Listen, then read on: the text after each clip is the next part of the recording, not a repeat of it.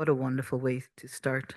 As you heard, my name is Debbie Douglas, and I work for OCASI, the Ontario Council of Agencies Serving Immigrants. It was about 2 years ago when we received a call from the federal government asking us if we would take the lead in creating a national network of organizations and groups and communities working to build the kind of equitable Canada that we want to see. We, of course, from the first conversation, wanted to say yes, but got even more excited when we realized that this was part of an agreement signed with our other countries here in what we now call North America, Turtle Island, with the US and Mexico, whose non-governmental organizations or civil society organizations were also interested in pulling together the brilliance of communities who are speaking to each other, who are building relations across differences, all with the shared vision of an equitable, inclusive, anti-racist, pro-Indigenous recognition of the sovereignty of the very nations whose land we now inhabit. So it was great when we thought we would end our first round of conversations here in New Brunswick, in Atlantic Canada, the place of first contact. We recognize how privileged we are to be welcomed on this land, and for that I say thank you. But we also know that we are in a political moment where divisions are encouraged, where oppressions continue, where we often give voice to reconciliation, yet we know, as Elder Simon reminded us, there are families and communities who must ration clean drinking water in this so wealthy a country. It is a shame, and we cannot remain silent. We are seeing around the world the wars, how people are being oppressed, how those with the least are bearing the burden of capitalist greed. We are seeing genocide committed in our names. And we have a responsibility, and I trust that you're all here today and you're all doing the kind of work that you do because you're saying a loud no. And what we're hoping with this initiative here in Canada, in Mexico, and in the US is to join the voices saying no, to join Indigenous peoples here in Turtle Island, but around the world, who are saying we are reclaiming our space, we are reclaiming our ways of worship, we are reclaiming our deities.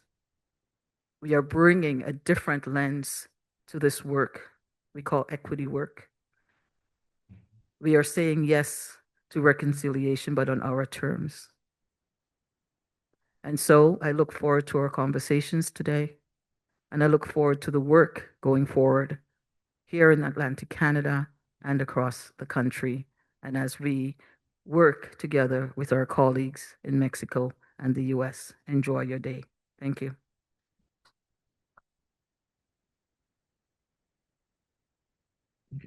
Thank you, Debbie. And again, Elder Simon, really appreciate the time you took to bring greetings this morning and remind us of what is most valuable in our lives and that we need the relationships in order to not just survive, but to live well.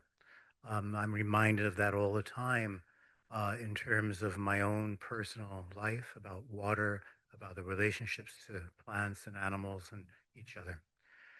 So again, following up on those two, the greetings by both the elder and by Debbie, I just want to introduce the chair of our panel this morning, We'll talk about CNERJ later, if that's okay. Again, you can, because this is really more about we want to hear from you, as opposed to we want to tell you what we're doing. You can find us. We have a website. We can give you all that wonderful technical information later on. So our moderator this morning, chair for our panel, is Joanne Owuser. Hopefully, I'm pronouncing that correctly. Owar. Oh, sorry. I missed the S. I added an S, sorry. She's a passionate advocate for economic, social, and racial justice for over 20 years of experience. Co-founded the Uzima Network, which is a grassroots organization empowering racially and culturally diverse immigrant communities. She has led transformative programs for immigrant children, youth, and families, and specializes in culturally responsive programming, anti-oppressive leadership, and equity training. Her work spans social work, mental health, private sector, and community development with expertise in consulting, policy development, and creating inclusive systems. She is a skilled facilitator and speaker, regularly engaging in public education on racial justice and community well-being, and serves on the advisory board for Transforming Black Lives and part of the Circle of Leaders for Black Mental Health Canada. I don't think you sleep. Uh, Glad you're awake for this, and welcome. I'll just ask you if you can come to the table and you can introduce the other panelists.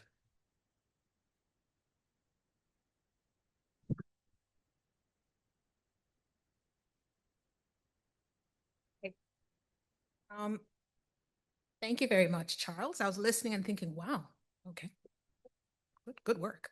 But at this stage, I would like to invite the panelists to join at the front, please. So. Oh.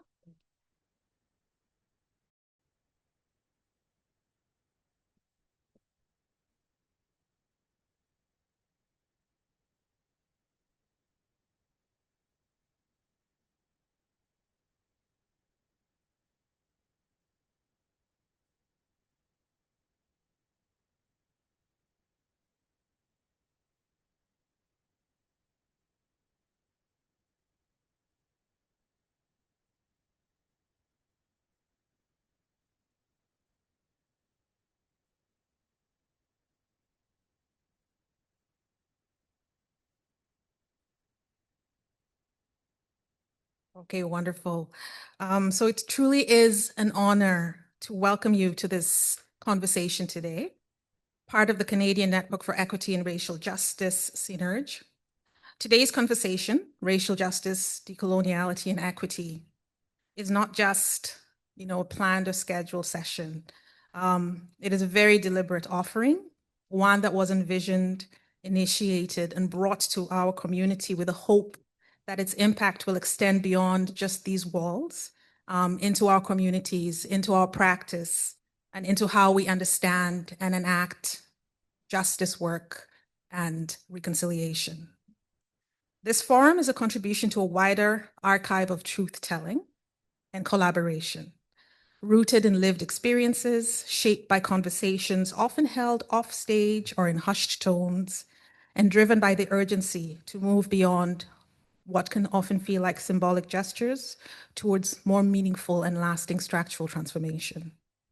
So we are gathering, as Debbie spoke, at a time of such rising backlash. Political attacks on equity, anti-racism, and decolonial work are escalating. Globally, genocides and dispossession continue with impunity. And at home, racial justice work and efforts are increasingly met with fear, met with silence, or even met with surveillance. There's often a sharp gap between the appearance of progress and the lived realities of the systemic harm that many are experiencing. Equity efforts too often come with invisible conditions. Speak, but not too loudly. Show up, but don't disrupt. Represent, but don't challenge. When discomfort surfaces, those who name it are frequently silenced, not only as individuals, but as representatives of their communities and the carriers of truth, truths that institutions would rather not confront. My own commitment to this work comes from living at the intersection of multiple identities as a community organizer, as an immigrant, as a mother, as a Black African woman, as a Kenyan, often navigating various systems, many systems, healthcare, education, justice, immigration, work within not-for-profit spaces. And many of these systems often mask racial and colonial harm behind behind the language of neutrality, meritocracy, or even benevolence.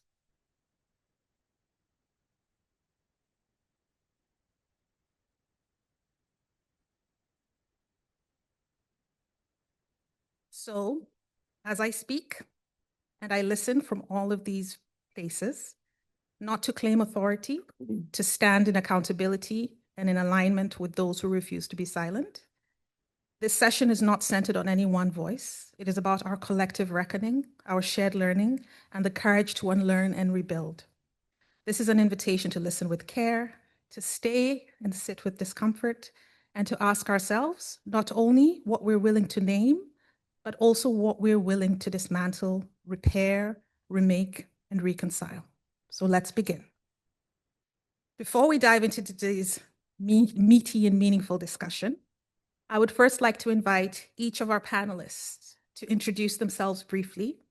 Please share a bit about your work, what has brought you to the work that you do, and with that, what does it look like and feel like when racial justice, equity, and decolonial values are being practiced within the work that you do and not just talked about. So we will start with Lisa. Web Sidawan, Gulazi Gulpin, Neil Deliwis, Lisa Pearly Dutcher, New Jay, Neil Negut Cook, Ganagulu Yudwig Ekbahug, Ejiwuli Dehazi, Waji Gizi Baji Yud. I'm very happy to be here. My name is Lisa Pearly Dutcher. I'm from Negutkuk, but I live here in Ekbahug, and I've lived here for over 40 years.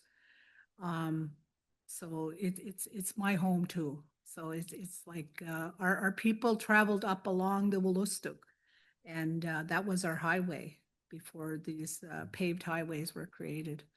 So to me, this is our place, and I'd like to welcome my brothers and sisters who are here as well, our fellow Wooloostoig, and all of you, and thanks for coming. The work I've been doing it's a long story, but I'll make it short. I'll shorten it.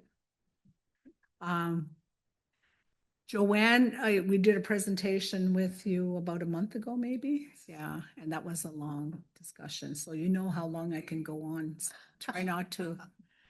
Well, try not to do that today. But what I'm doing is I call it my hard work. It's hard work, but it's also hard work. It's what is giving me heart these days. And I think we all need to find something that gives us heart and do those things that are meaningful for us.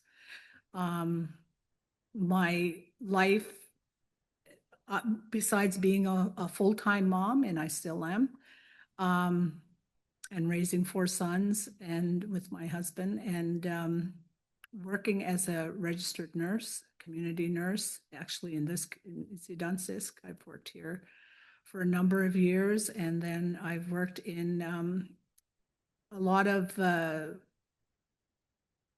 mainly with Indigenous population after that, and in making sure health services are equitable for Indigenous people.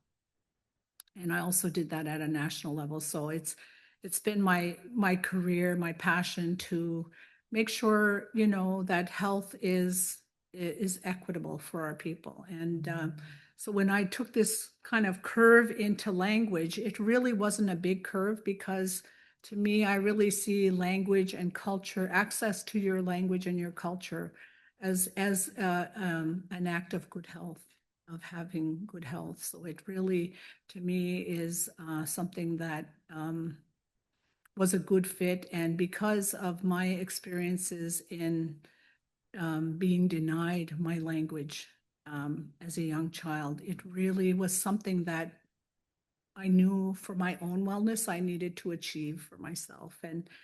And I wanted to have that for my grandchildren and for my, the generations yet to come.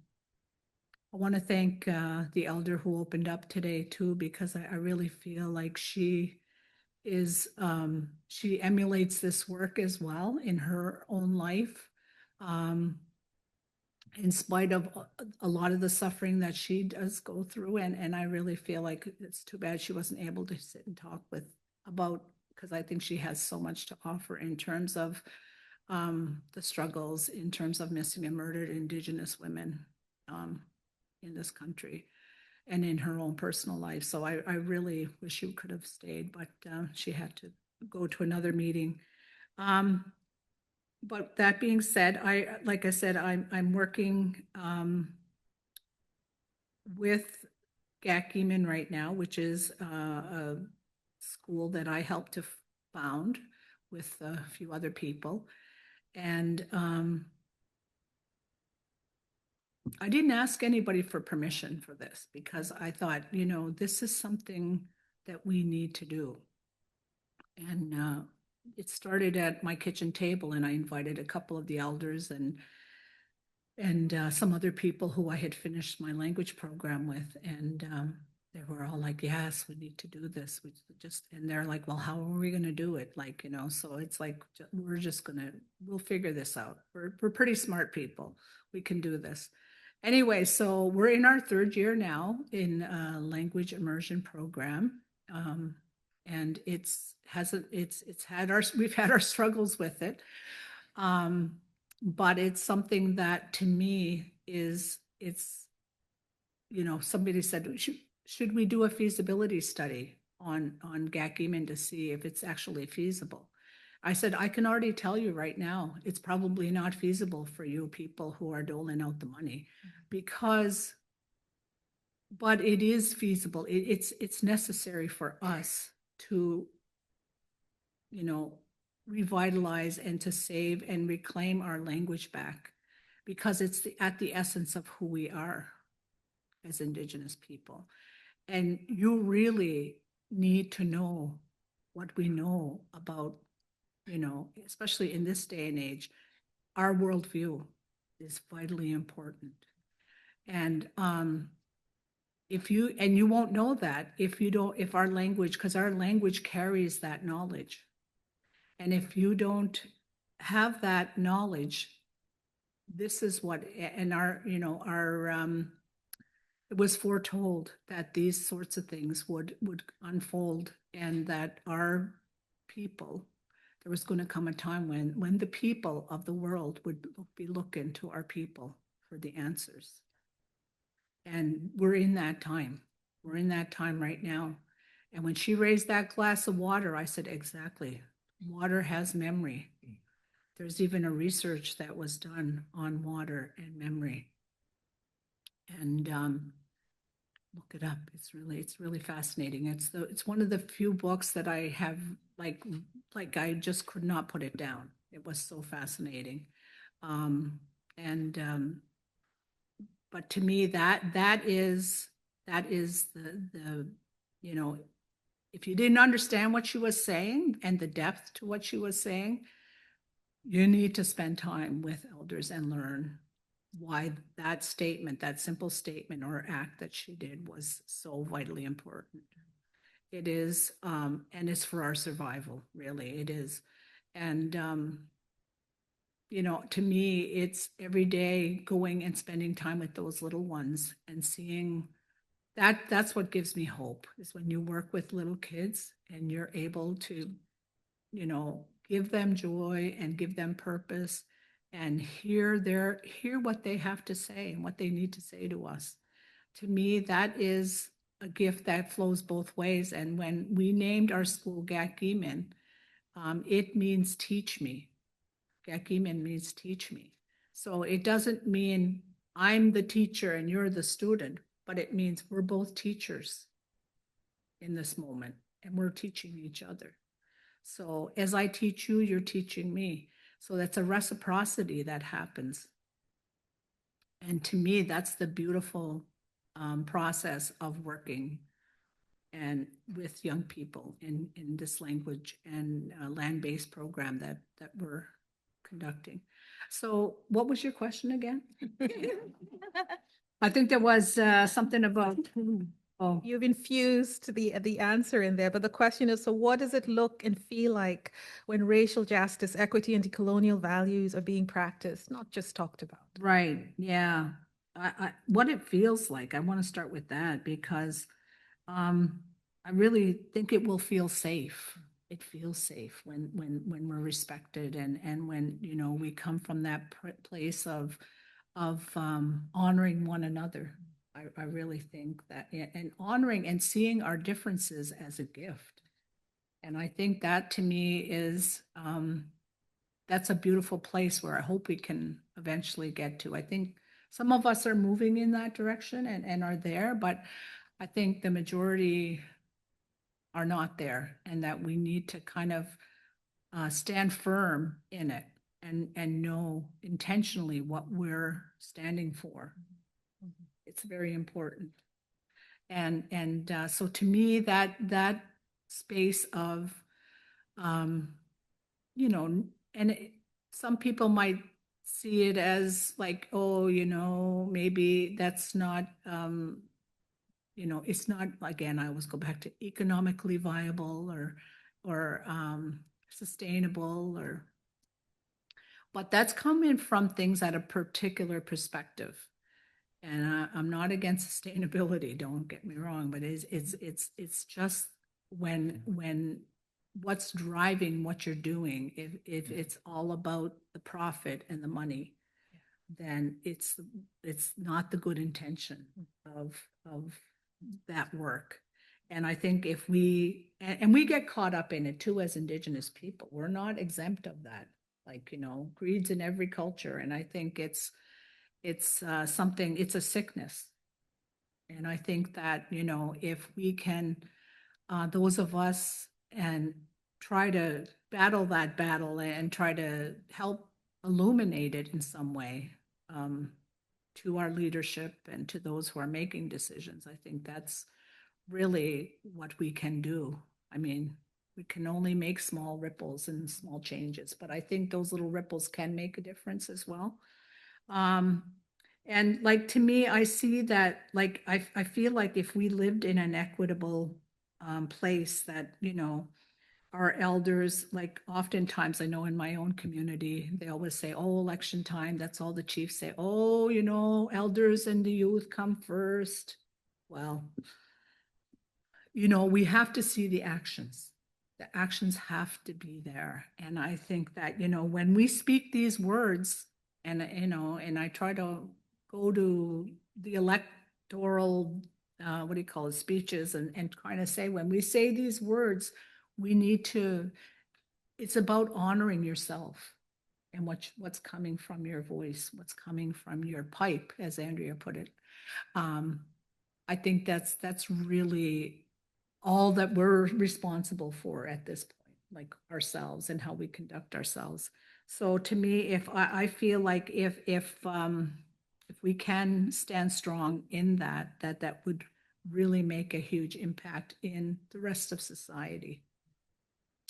Inclusivity, of course, is another manifestation of equitable society, when people's voices can be heard. You know, one of the one, I don't know if I was debating whether I was going to share that story, but it is something that, you know, I have experienced in terms of, because we're in a vulnerable situation right now with the school where we don't have a permanent place for the school, and we're the only place that offers immersion as well as land-based education. So, and we're not government funded by the provincial system. So that this is a struggle that we're always having to deal with. And there was an issue with the Killarney, where we are located right now temporarily, where they were making a Frisbee golf course in the Killarney. And so they were cutting down like perfectly healthy, good trees. And the kids who have developed a relationship with that space were so upset. They came in, they're like, why are they tearing our trees down? And they were so upset, and the teachers were so upset. And I was like, well, I'm going to take this forward to you, for us. And I spoke with the city, and one of the things that came back was that, well, maybe it's not a good idea for you to bring that up right now. And I was like, okay, so am I being silenced here, or what's going on? Because that's not going to work for me. And so it's like, yeah, this is, I says, you need to understand, and this is where we're going to clash, is our worldviews are clashing. And you see, our kids and our teachers and us, we have all developed a relationship with this land. And you see it as property. So you have no connection to it. You could sell it, you could do whatever you want, try, tear it all down. Anyway, I digress. But it's just, I really feel that this kind of thing doesn't happen in an equitable society where people's voices can be heard, like their concerns can be heard. Their when there's an injustice, it can be addressed. Like, to me, we're still not there. I think we're still trying to get there. And so hopefully that answers the question. Yes, it And a short version of my response. Thank you, Lisa. I'll pass it on. So over to you, Dr. Russell. Thank you, Joanne. Thank you, Lisa. I am here with a lot of gratitude and humility, and I'm in awe right now. I've met Lisa a long time ago, and so all the connections that we have separate from this room are going through my head right now, and she knows what I'm talking about. Some of the stuff you probably don't know either. And I just met her brother yesterday. Okay, so I'm Dr. Jennifer Russell, and if you're from New Brunswick and you watch TV from 2020 to 2022, you saw me on the news a lot. The massive. Yeah. So people know me as the COVID doctor. And I don't know if that's really how I want to be remembered, but the same people that tell me that I was the COVID doctor also tell me that they were grateful for the messages that I provided to them. I just spent 3 days a couple of weeks ago in Moncton with the Francophone Association for Seniors, and Tiliman Zangyo was there. I don't know if I'm saying her name right, and she's supposed to be here today. But this was about a language issue around seniors and aging and care, and language is goes along with the social determinants of health and along with race and gender. And so I work at the UNB Institute of Population Health now, and this is my dream job because since I was a clinician, I trained to be a family doctor. And I worked as a family physician for the first part of my career, probably 13 years. And then I went into public health. And the reason I went into public health was because as a clinician, I saw so many things that I thought, wow, this could have been prevented. I'm sad continuing to see these things that could be prevented. So going into public health, I thought, well, this is great. We can work on upstream prevention. We can work policy and legislation. But in government, upstream prevention is not a huge priority. It doesn't fall into the category of, is it going to get me elected in the next 4 years? Is it going to be something that I can put a headline on the front page of the newspaper and say, we saved this many people from having a heart attack this week or this month or this year? Those types of messages just don't resonate and don't translate well in terms of what we need to do to support the health of our population. During the pandemic, we were very aware of vulnerable populations. First Nations communities were identified as vulnerable communities, and there were special, types of work and attention that were being done within each community, which I need to comment on because it was, for the most part, quite positive in terms of how the communities not only helped their communities themselves, but also the neighboring communities. So when I talked to Joanne about what does the work feel like and look like if it's successful, is from my perspective, from a population health perspective, the one-on-one care that you get from a hospital, from a doctor, from a nurse, is really not prevention. It's really treating a condition that you already have. If you look at primary, secondary, and tertiary prevention, secondary prevention is everything we know about cancer screening, breast cancer screening, prostate cancer, colon cancer. We are very familiar with these screening programs, but they don't actually prevent the disease either. And I talked to Joanne about, what would it look like and feel like? It would look like we'd have better policies and legislation that have the biggest impact on all social determinants of health. So if somebody was really doing a great job of making sure that we had the best policies and legislation, there'd be almost a gap analysis at the federal, provincial, and municipal level of what policies are in place. Where are the best evidence policies that don't exist right now? And should we be bringing those into play? And if the policies that we already currently have are either not working or they're not being implemented correctly, could we see that happen? And who's going to do that work? Who's responsible for that? And at the conference that I was speaking about, the Francophone Seniors Association of New Brunswick, Stefan Robichaud, who works for the New Brunswick Health Council, was there, and he was talking about population health outcomes. And really, the Health Council is an arm's length organization that really is the watchdog for health service delivery in this province. And so we have this flywheel of information coming in, the data coming in, looking at how health services are being provided, and then changes being made or policies or decisions being made around that. But we don't really have the same flywheel for population health outcomes. So we don't really have an organization that takes that on in terms of a responsibility. Like if your job is to make sure the numbers of people in First Nations communities, the percentage of language speakers increases by a certain percentage, then who's going to take that on from a policy and legislative and a budget perspective? And that's just one example. And so when Lisa's talking about identity and language and culture, again, these are things that if you're not aware, if you haven't visited a community, which I have to say, I did not visit a First Nations community until I started working at UNB, and have been doing a little bit of a listening tour to really get to know the communities and understand where they're coming from, and the things that you don't know, you don't know. So the other thing I said to Joanne, like, we have to be curious, not judgmental, number one. We have to have a comfortableness with being uncomfortable as we stretch ourselves to learn what it is we don't know, and be okay asking questions, because if you don't, we're never going to get to a new place. And so Lisa's community was the first First Nations community that I went to visit. I met Roxanne Zapier and Lori Nicholas, and it was really, really positive. And then the next community I went to was Pabineau, which is next door to Bathurst, which is where I grew up. And the first project that this Institute of Population Health that I work at now is doing is coming up this weekend, and it's with the community of Pabineau. So coming back to my, what does it look like and feel like? It looks like we have advocacy for policies and legislation. We have a comfort level with being uncomfortable with what we don't know, to be more curious. And we have a way to become advocates and allies, and empower each other and ourselves to move in those directions. Thank you very much, Dr. Russell. Anna. So first, I'm honored to be here. Thank you very much for the opportunity to be able to participate in this very important forum.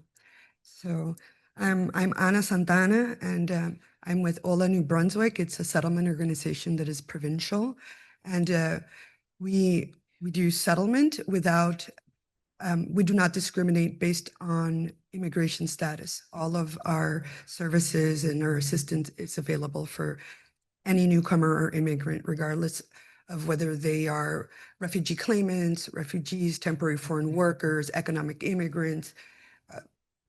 It doesn't matter. I've been working with OLA since 2021, the end of 2021.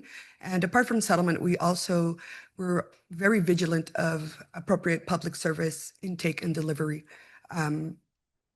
for all of the newcomers and the immigrants. And it's something that we've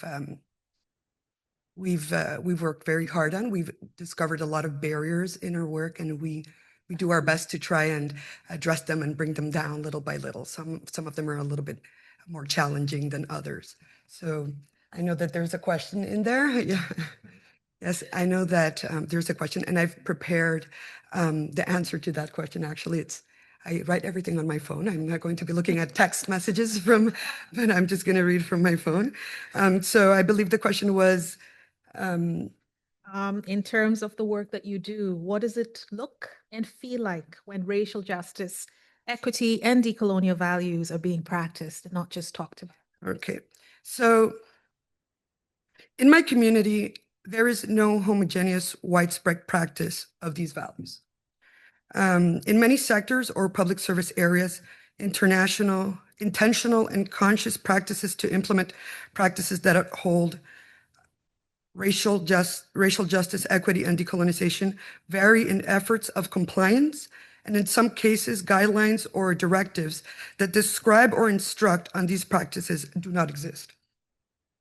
However, in areas where these values are practiced and not just talked about, we observe less challenges to access to public services due to social conditions, increased diversity and inclusion to social institutions such as education, and opportunities of participation in different levels of government. On the other hand, in our community, we come from different countries and backgrounds, and we see that cultural freedom is a must that is upheld in the regions where we more work, then we have more incidents of work and we have more cases and have a larger presence. So with respect to that question, I believe that there needs to be intentional directive of what these practices look like and how they should be carried out, especially in government offices that have public-facing services and public-facing employees. So that basically is the answer to that specific question. Thank you very much, You're Anna. welcome. Nadia. Yes, Mr. hello, Richards. good morning. My name is Dr. Nadia Richards, and I'll just give you a brief bio.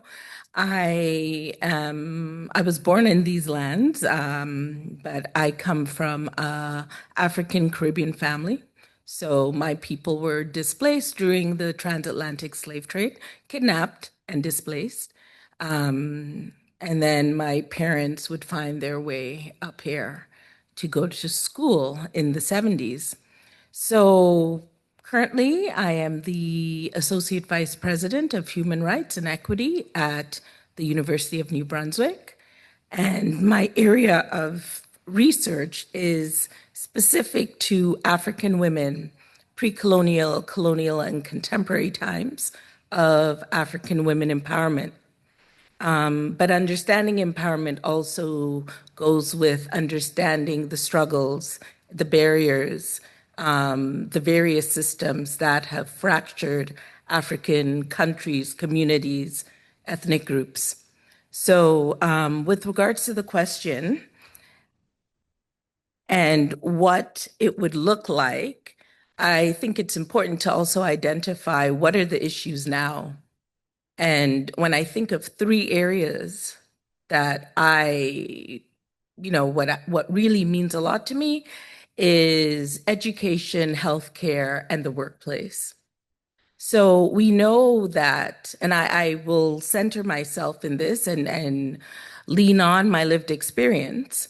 We know that children are not receiving education that is responsive or relevant to their cultures if they aren't of European ancestry.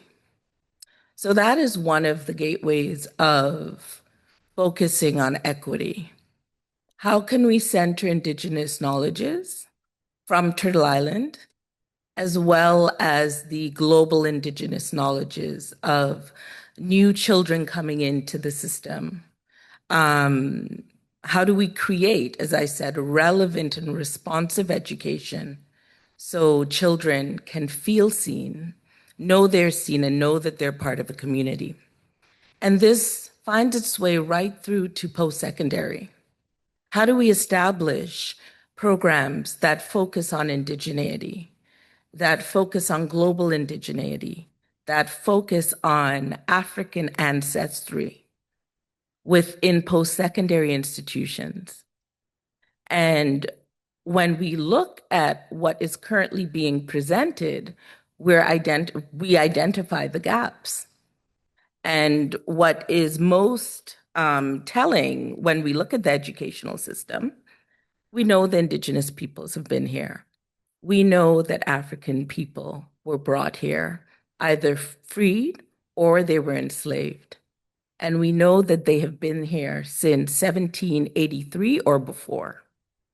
So why is it that in 2025, there isn't any education that refers to that history?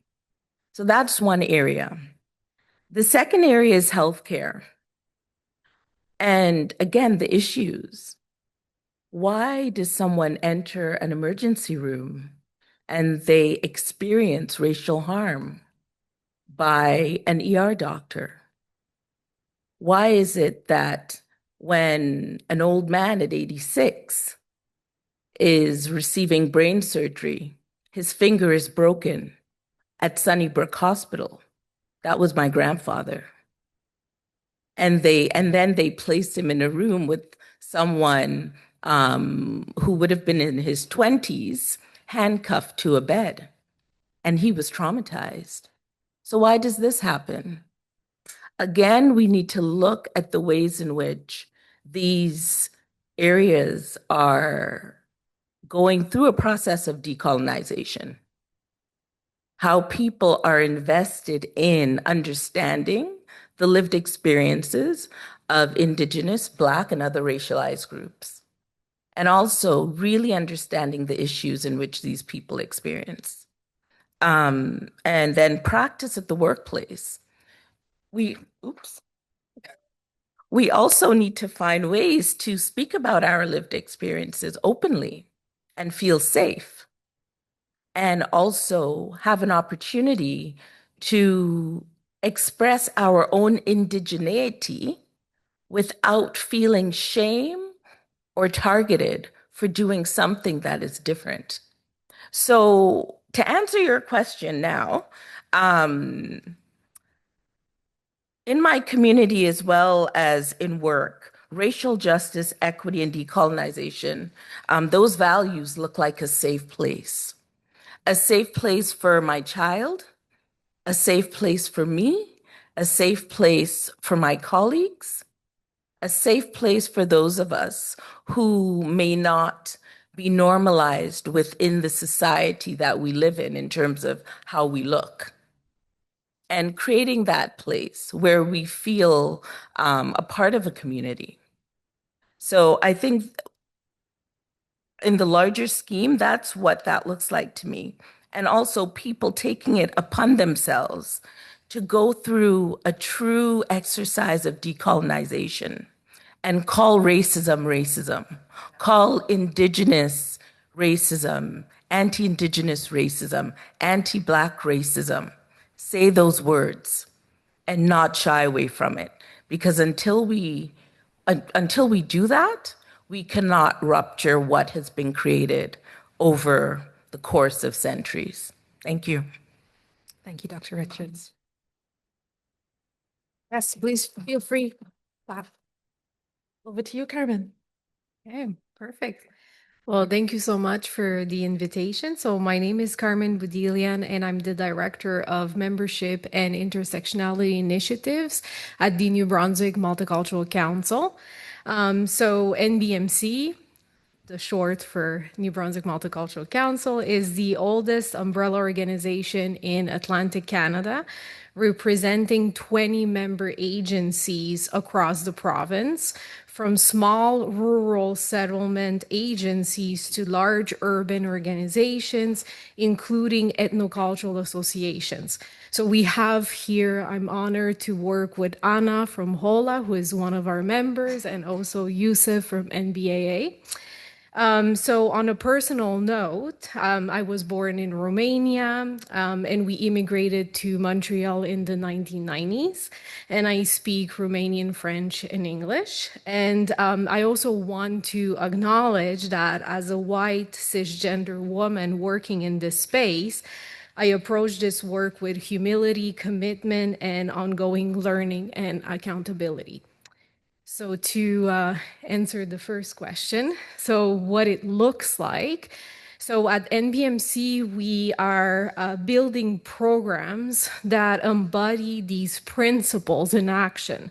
So I will give two short examples of Imagine and Be and Represent New Brunswick. So these are two famous programs at NBMC. So Imagine and Be, our youth leadership program, was created in 2017, and it is a decolonial anti-racist space where youth from immigrant and racialized community led the conversation about New Brunswick's future. Through weekend retreats, they traveled across the province and met with elected officials, business owners, artists, community leaders, and Indigenous elders. Their voices weren't just heard by the education department, but they actually helped shaping public program. Their live experience and community projects during this program were recognized by the department, resulting in school credits. And also with their help and with the help of Dr. Manju Varma, the previous commissioner on systemic racism in New Brunswick, and the voices of this youth, we were able to create our anti-racism toolkit for youth, which was distributed in all the Francophone and Anglophone school departments. So that's one action. And the other one Represent New Brunswick. It's an adult version of Imagine and Be, but it amplified the leadership of racialized and newcomer individuals by preparing them to take on public roles on boards, in politics, within community organizations. So the program included 5 retreats that were based on board governance training. A total of 60 participants were selected across 3 bilingual cohort, and 92% of the participants completed the program, and they were able to be elected on a board of directors of various organizations. So this program also recognized, and it was innovative and was recognized by the mayors of Fredericton and Moncton as well. And we also found at the end of the 3-year program that the participant indicated a strong desire to give back to their community through board participation, and unlikely, like at the start of the program, where many felt unequipped to meaningful contribute to their communities. So I just wanted to share these 2 programs because they really start shifting the conversations in New Brunswick and with the council and different departments. Thank you. Thank you, Carmen. Yusuf? Thank you. Good morning, everybody. My name is Yusuf Shaya. I am with the New Brunswick African Association, and it's a pleasure to be here with all of you guys today. And it's really great to hear all this discussion and the responses that everybody has. So at New Brunswick African Association, we are a non-for-profit organization. We work with newcomers' family and their children. And our work is to make sure that they're integrated to the New Brunswick society and the Canadian at large. And that means wraparound services, not just for the youth or the children, but their parents as well. So I'll just touch base on 2 of our main programs that we run, which is like Building Safer Community and Youth Outreach Program. And these are both wrapped around services. So it's not just for the kids in school. So we work in the schools and the community as well. And is to provide that support. And the reason why I believe the question when we started, or Joanna asked, what was the purpose, or why did we do the work that we're doing? And for me, it was because of my brothers, and we came here, they were younger. They were 13, the other one was 15. And I was the oldest. I came here when I was 19. So they both went to Fredericton High School, long story short, but the challenges that they were facing, not just them, but newcomer children, just in general, all the Africans, it can be Syrians, it can be Ukrainians, they were facing these challenges in school where they didn't have or they didn't see anybody that looked like them in their schools. And as we know, schools are community by themselves. A high school has about 5,000 students. And when you're bringing somebody new to a province or to a city and you're trying to integrate them and you're taking them to a place where they don't even see somebody like them to welcome them in that space, you cannot say that's inclusive. You cannot say that's a safe space. And that's what's one of the main challenges we saw in our community. A lot of youth were dropping out of school, or the attendance when it comes to newcomers' children was not well. And by the time the parents will find out how their kids are doing in school, it's when they're being suspended because the attendance was bad. So those are the challenges, those are the things I saw, not just here in New Brunswick. I saw it in Alberta, I saw it in Edmonton, I saw it in Calgary. And the whole reason was a lot of time when we're here in New Brunswick, we're told there is greener pasture in Alberta. So you see a lot of families are packing and they're moving there. When they get there, the same challenges we're facing in New Brunswick, they're facing there. There's no support in school, there's no wraparound service in the community, language barrier, difficulty finding jobs. So that was one of the main reasons I came back to New Brunswick, and I thought we as Africans, we as newcomers, we need to be able to work together. How can we be able to pull each other and hold each other accountable? Because we cannot depend on the government or funding to be able to do things that we can do for ourselves. That can start with our children. There's a saying in Africa, it takes a village to raise a child. And to me, I believe that as a Pan-African. So it was my duty. I needed to roll my sleeves and start the work. With my friends and families, we started implementing services. New Brunswick African Association was already existing. And it was started in 1991 by actually international students from Africa, from their background, their neighborhood, really, through a barbecue. And that was, for them, again, they were having challenges in university level, where they didn't see anybody, they didn't have that support. That's why they came together, they formed New Brunswick African Association. But as newcomers, as young generation, we needed to take the mantle.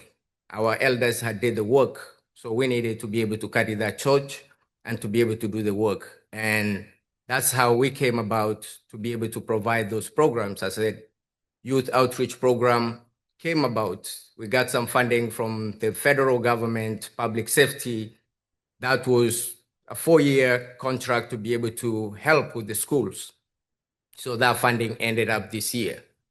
With all the tremendous work we have done and all the reports we've been hearing about how excellent that program was, the funding still was cut off. So what was the point, right? Exactly, it's a shame. And who is losing? The children and their parents when those fundings are being cut, or we have the short-term support to newcomers. When we're looking at programs that's being run and there's no result at the end of it, and they're still being funded, these kids ended up being lost.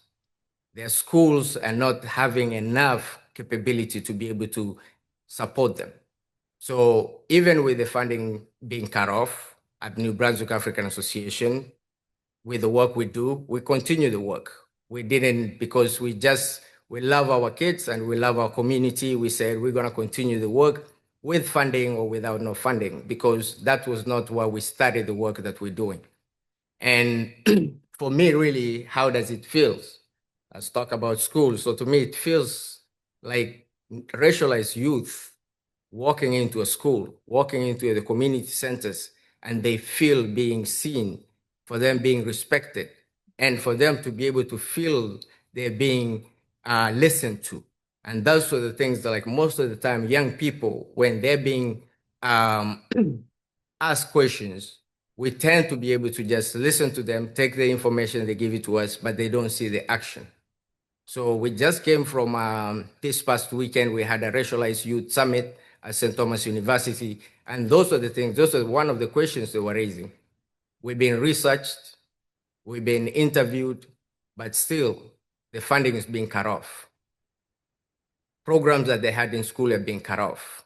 We have high school students going to the MLAs, to the MPs to get signatures because of the programs that are being cut off right now at school, the library staff, the food, the breakfast programs are being cut off there. So again, for me, we need to be able, and they have to be able to see or to feel like they're being included in their program, in their curriculum as well. And just to add, and that reflection in leadership as well, they gotta see themselves in leadership at the school level. And that's one of the main reasons why at that summit, they had to be able to form an alliance where the high school students or the middle school student can be able to have representatives that can be able to represent them with the politicians, with their school district, and so on. So for me, again, this looks like a youth-led initiatives. In our organization, we have programs that are youth-led. At the same time, we like to hear, we have our elders in our community that can be able to come and do the wraparound services like the mental health and cultural awareness. Again, I've been hearing about a lot of time is the language. We coming here, we usually have that challenge where we cannot be able to find jobs because we're not speaking English. But I will tell you, most of these youth or these families, they're already speaking 4 or 5 languages. So how they can add another language, right? We have to be able to look at people, what are they bringing to the table? We have doctors, we have teachers that are actually working as waiters. They're working as taxi drivers because their credential is not accepted here. So we have to be able to decolonize this European mindset where English is the only language or French is the only language that we be able to help people or we can be able to serve people. So that's my piece. Thank you. Thank you very much.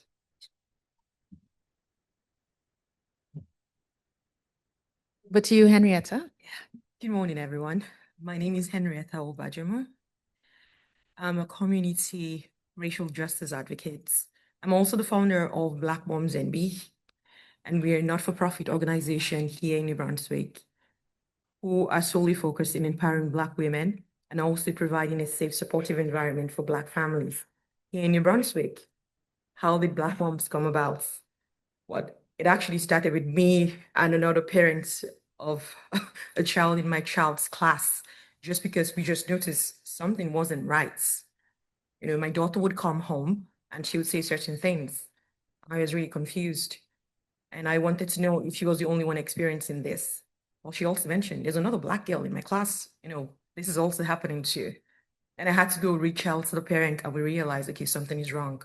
So that started out and we started getting, you know, calls from other people, other Black moms, you know, who know, okay, something is wrong. And it's just grown ever since. And anyway, during the course of this, I would go into more details, but I'll just go on and go. And I know most of the panelists have already mentioned what it feels like and looks like when racial justice is actually practiced. Now, as a teacher, it would look like me going into a classroom with culturally relevant learnings, implementing this in my teaching practice, and not be scared of being challenged or even being punished. It would mean me speaking to my girls and, you know, not saying, oh, I'm not really sure why this is happening.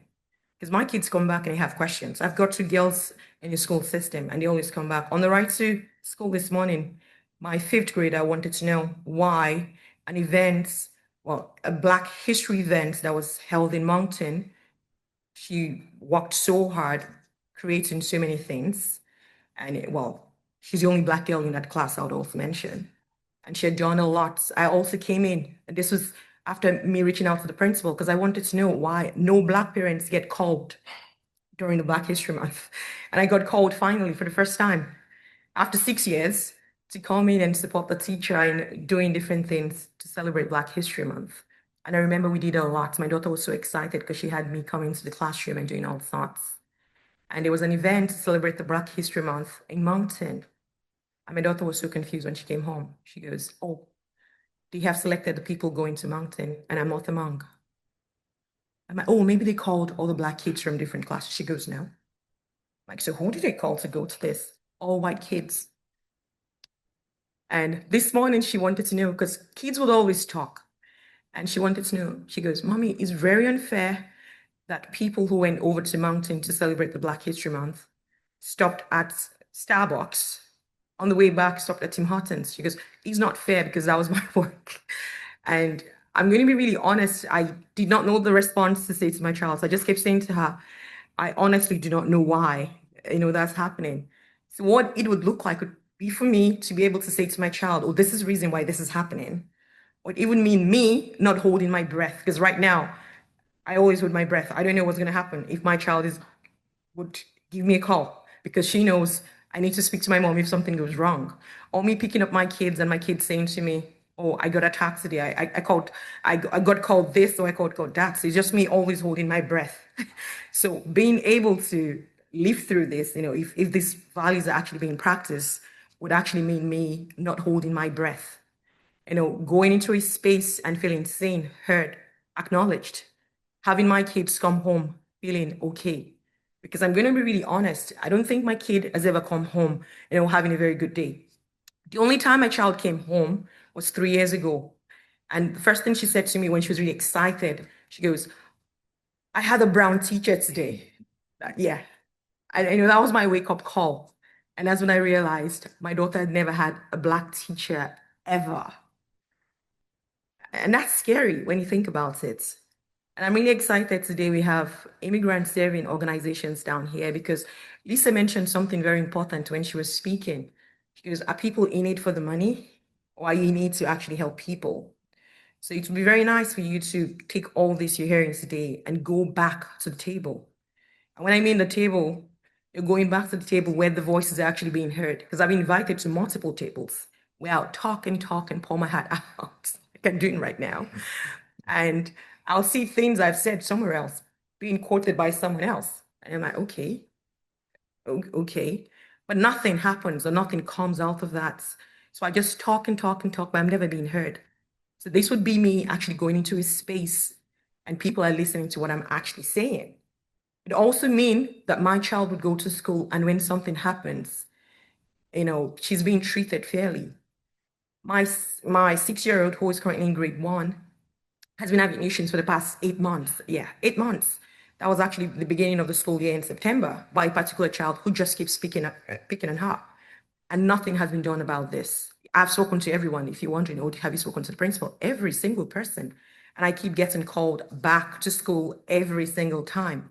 And the last time, because I was about losing it, because these attack ranges from different forms, from verbal abuse, physical abuse, you name it, all sorts. And I had to go in this time around because I needed a solution. And I was really, really serious. I'm like, I need something to be done right now. And I'll tell you what the principal suggested. The principal said an intervention was meant to be done. And I'm like, yeah, I totally agree. And she goes, yeah, intervention for your child. I'm not joking. So I thought I wasn't hearing correctly. So I said to her, "Can you please repeat yourself?" Oh, and she repeated it very confidently. An intervention for your child. So I wanted to get more details because I wasn't sure if I was hearing clearly. She goes, "An intervention for your child to be able to speak up when this child attacks her." And yeah, true story. And this is a six-year-old. They're trying to put her into an intervention for her to speak up against her abuser. You know who the abuser is. This abuser is untouchable because apparently the parent is also a teacher in that school. And the other parent does all sorts for the school. So there's classes in place, pecking order in place, and my child is a victim of this. And the same victim would have to go through an intervention while the bully walks away. So it took a while for me to, re-educate them, and I had to call it for what it was. And I'm like, "Can't you see this is clearly racism? Can't you see this?" And it took a while because, things got really awkward and really weird. And I could tell people were very uncomfortable because people most times get very uncomfortable when talk surrounding racism and racial talks, comes up. But that's what's happening. Also, being, in a classroom, what it's going to feel like is me being in a classroom where not only I bring in cultural relevance learnings, or I also make sure my marginalized and racialized kids can actually see themselves in me standing right in front of them, see themselves in the curriculum, see themselves reflected in the books we have in the schools as well. Also, we have a very amazing behavioral framework, the PBIS, which is being used, and I was fortunate to be in a teaching where we had the experts and learning specialists talking about the PBIS. And one of the questions I asked was, so because this framework is really wonderful, do you also have anti-racism training alongside this training? So when we implement these practices to the kids are not just, you're not just, incorporating punitive measures. This practice will include trauma-informed practices, and other things to actually make them culturally relevant to the kids. And I was told, I'll paraphrase it, teachers have better things to do with their time. Oh, teachers have better things to do with their time. So anti-racism training is not important. Yeah, this was said to me. So every time I hold my breath, every time I don't feel, like I belong. So I would like to feel, I belong. I would like to feel like, I can finally breathe easy. I can pick up my kids and know, oh, they had a fantastic day. Because right now, I'm going to be really honest. I'm really worried because I don't know exactly what's going to happen when I get my girls. I don't want to feel that way. I want to, make my kids live, feel safe, not only in the classroom, but everywhere else. Well, that's my 2 cents. Thanks. Thank you, Henriette.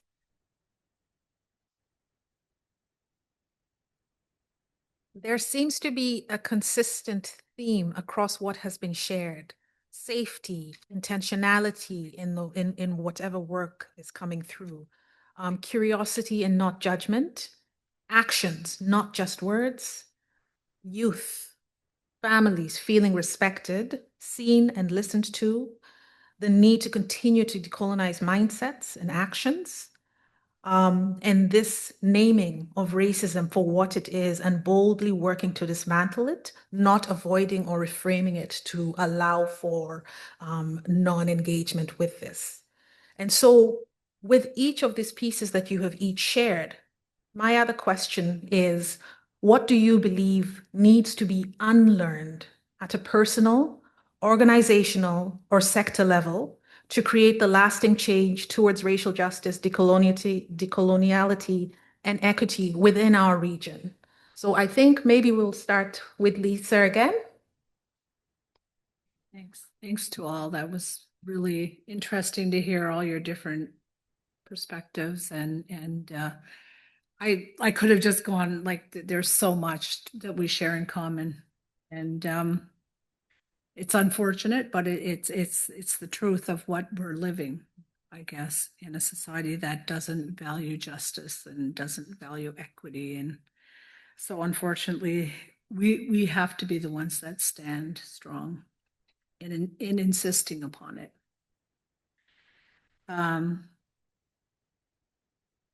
To me, the thing that I need to unlearn is English. Oh, don't be bad to yourself if you don't have English, because it really, to me, that's one of the things that I feel like having to relearn my language again. The biggest stumbling block for me is English. Like gets in my way, and it's the thing that is associated with my trauma too. Is being pushed on me, something that was being pushed on me, something that I didn't ask for. So to me, it's unlearning that, and for us to realize that, yeah, that English is not the only valid language.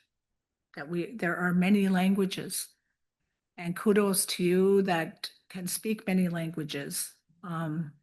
Yeah, and to me, like in New Brunswick, oh, we have 2 official languages. No, we have more languages than that. It's and the sad part is our own Indigenous language isn't even considered an official language in our homeland. So I hope to see that in my time. I hope to see that in my lifetime.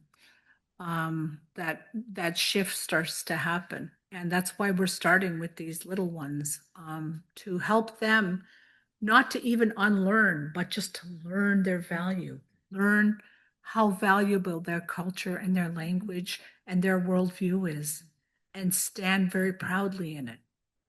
Because once you start to, a child grows up in uncertainty and being less valued than others, that creates a whole array of not being well within yourself.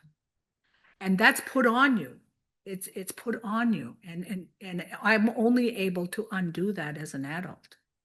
Children can't undo that for themselves normally. So I think, to me, if we can get to a place where, and I guess it's up to us as adults too, to help children value their differences and value the beauty of who they are, of who they were brought here to be. That's the only simple lesson, honestly, as a parent, that I could give my children, is to believe in yourself, take pride in yourself, do the best you can. Those little simple lessons that you can teach them. Yeah, there's going to be bullies, there's going to be people who don't value you, but believe in yourself. At least you'll have yourself on your side. And then that will spread to other people. And I said, you can only stand in your own truth. And so, to me, like, I really feel that unlearning that we need to do as humans is that we need to learn how to value ourselves, number one, first of all, and then learn to value the differences of others. Because, if we can't do that, I don't know if we'll ever have a peaceful existence on this earth with one another. When I sat with a committee of elders, and we were trying to come up with a word, and it's Mi'kmaq and Wolastoqey elders, and we were trying to come up with a word that would exemplify health. And so we were sitting there talking about these different words that we might use. And one of the words that, me and Mi'kmaq were looking at each other, and I was like, what about Santgawi Hazawagan? And she's like, yes.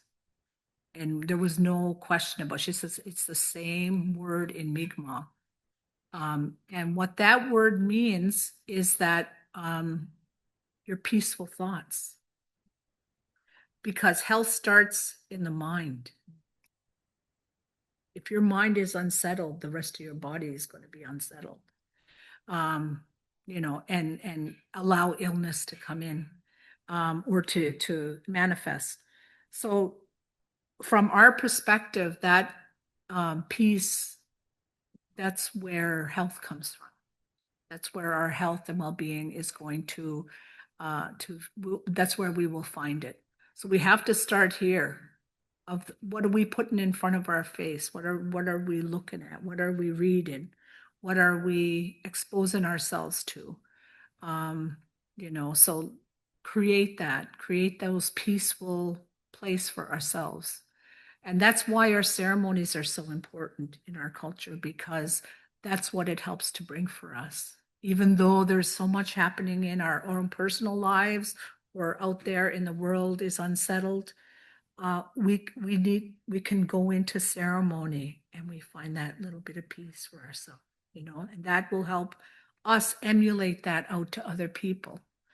And to me, that's really, I think we all know that internally. We just don't know how to practice it. So it's not I don't think, to me, it's a big, and I don't even think it's specific to Indigenous people. It's a human thing that we all know. When a baby comes into the world, brings joy, and we hold that baby, and it's like, oh, there's so much peace here. There's so much peace with this child.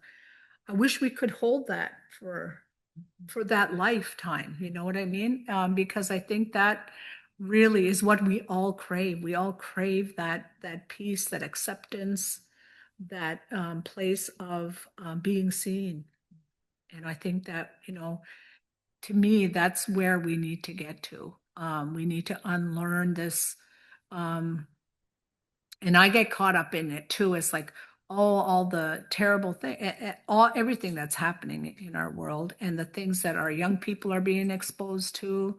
Um, what is that going to be for our future? What does our future look like with all of this happening? But again, I really believe that where we need to start is with our own centering, our own peaceful place. And so that we can come to these tough issues with a good starting point, a good frame of reference. Because they're not easy. I mean, to deal with so many complex issues. And that's what's kept me like 3 years now, into a place that is not being supported, very little support, that is not being valued by others. And it's like kind of just standing in the truth that that this is what's needed to be done at this time. And that's where I get my strength from, is like the ceremonies and the place of finding that little bit of peace that you can, and the guidance that you need to kind of continue to carry on. The other thing, and unlearning, like I feel like, organizational or at this private sector level or whatever, that is it grounded again in relationships? Is it grounded in our responsibility to each other, our responsibility to the 7 generations to come? Are we thinking about them? Do we think about them? Did they think about us? The 7 generations behind us, they thought about us. Somebody thought about us because they wanted to have, all the good for us.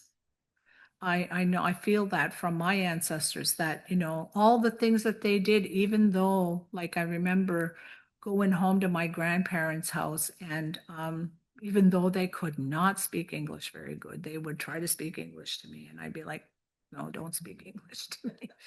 But it's like, they were like, no, it's good for you. You need to learn English. And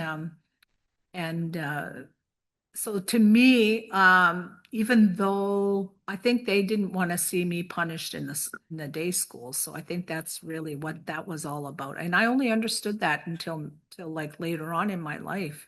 It didn't really make sense to me why they would not want to speak the language to me. So to me, that really was always a big puzzle, that a piece that was missing in my understanding of why our language is at the place. Well, we're a severely endangered language with less than 100 fluent speakers left. And why are we in this state? And what is it that we need to do to turn the tide on that? And somebody asked me, well, is it just Indigenous people that are? I was like, we weren't the ones that got ourselves in this mess, so we need your help to get us out. So it's like we need the support of allies, of people who understand the importance of language and culture, and the survival of that. Like, so to me, I feel like that unlearning of a society that kind of oftentimes just thinks of individualism, and looking more at collectivism, looking out for one another, supporting one another, being there for one another. I think that's really one of the lessons that I learned from my home community, is that, even as dysfunctional as it can be sometimes, people did stick together and they did support one another, and they, will be there. So these are the sorts of things that I feel like the rest of the world really needs to learn about. Sankewi to Hazawagan especially, because I really feel that that's That's a concept that is really a worldview that's so very different from Western society's worldview. And the other one that I really like too is Upjij Kanimiel. To me, that when you're saying that to somebody, oftentimes people will cut it out by saying Upjij in our language, and what the whole phrase means is until we meet again. It's not that goodbye. We don't use that in our language because it's in our language it's until we meet again. We see ourselves as spirit too. We're not just physical bodies. I might not see your physical body again, but I will see your spirit again. And that transcends the physical world. So to me, that's profound. That's a worldview that I feel like that does not exist within Western society. Anyway, I'm going to end with that. I'm going to pass the talking stick over. Go ahead, Dr. Russell. Zangawida Hazawagan. Oh, exactos. Zangawida Hazawagan is the name of the new First Nations Health Authority. Yes. That's going to happen, that Roxanne Sapier is going to be leading. Yes. The first time I heard about a First Nations Health Authority was out in British Columbia. So when I heard there was going to be one here in New Brunswick eventually, and I think Nova Scotia is working on one as well, that was really a wonderful piece of news. And I saw you in St. Andrews when she had the. Yes. Yeah. What needs to be unlearned? What needs to be unlearned? A couple of things. The silos that we work within, where one person's in charge of one part of our life and somebody else is in charge of other part of our life. So when you talk about, the Indigenous way of looking at things, I was able to be at Nicole Porter's medicine wheel teachings at one point, and she's an LPN by trade. So she had kind of the Western science view underneath some of the spiritual teachings and teachings of the Mi'kmaq community. Mind, body medicine. I think Western medicine really has a lot to learn from other cultures and other areas around that. But from the population health and public health perspective, again, we've always known that the things that contribute to our health are not the healthcare system, are not physicians, not nurses, not doctors. Our health is contributed to by our education, our language, our identity, our safety, our race, our disability or abilities. And when those things are prioritized more so than the other things, then you will see people's health improve. And just in the small time that I've spent in First Nations communities here in New Brunswick, one of them was in Fort Folly, and that's where I met Nicole Porter. And again, my job at University of New Brunswick at the Institute of Population Health is to improve the population health outcomes for all New Brunswickers, whether they're old or young, whether they're newcomers or not newcomers, whether they're Indigenous, non-Indigenous, everybody in this province. I want to improve the health of this population, no matter what way we can do that. And from the social determinants of health perspective and from a policy and legislation perspective, it's really important. But anecdotally, when I was visiting Fort Folly, which I didn't even know existed, again, the undoing and unlearning, I think, has to be around our shame and our guilt of not knowing and being comfortable getting outside of that shame and guilt that, okay, well, I didn't know then, and now I'm learning now, and I'm going to move forward with that knowledge because it is very empowering, and it does provide allyship and advocacy opportunities. So what Nicole was saying as I was leaving Fort Folly, she was saying, we lost our language, we lost our culture, and now we're bringing it back. And what we see is that people become happier, people become more engaged. And I'm sure that translates into better health outcomes and better mental health and addictions in terms of people's state of being and wellness. And so that way of unlearning, that you can really have this whole foundation under you of things that make us healthy that we're not really putting enough attention on, whether it's at the individual level, at the school level, at the community level, at the family level, at the provincial, at the federal level. They're all important. And I think that's what I feel like we need to be unlearning, is that siloed approach and understanding that our health is really dependent on all of these things, and And if we don't put enough emphasis on that, I just wrote an op-ed I'm hoping to get published around, our healthcare system is in crisis, and it has been in crisis for a while. And solving the healthcare crisis is not really about building more hospitals or hiring more doctors or more nurses, which is going to contribute to part of the solution. We have a healthcare system that is based on policy and legislation that means that we have access to free healthcare, which is a beautiful thing to have, except when it's not accessible because it's being broken because of not being able to meet the demands of the healthcare needs and demands of the province. So what if we had policy and legislation that addressed the social determinants of health, that addressed all of these things that make us healthier, that we know make us healthier? If we had enough priority and more emphasis on those things with policy and legislation, then we would probably take the pressure off the healthcare system. So I think unlearning that healthcare and our health is about services and service delivery versus health is about all of these other things in a holistic way. So I think that's what I hope for us to unlearn. Thank you. Anna? Okay. All right, so I'm going to go back to my notes in my phone. And this is I love this question about unlearning. And my response to this only has a few points of things that I believe need to be unlearned. But there is there's like a kilometric list that I could probably point out. Most of my responses are always going to be focused a little bit more around public services and community services and things like that, that sometimes not everybody has access to them for different reasons. So let's see. So there are many things that need to be unlearned in public and community services with respect to access to services and resources. Some of the practices and attitudes that must be unlearned include the belief that just because certain procedures and policies have always been done or implemented in a particular way, they are being implemented correctly.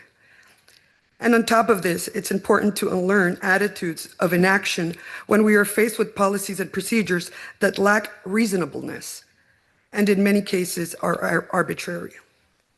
To this, it's important to unlearn the practices of interpreting acts and regulations by public servants that are not qualified to do so.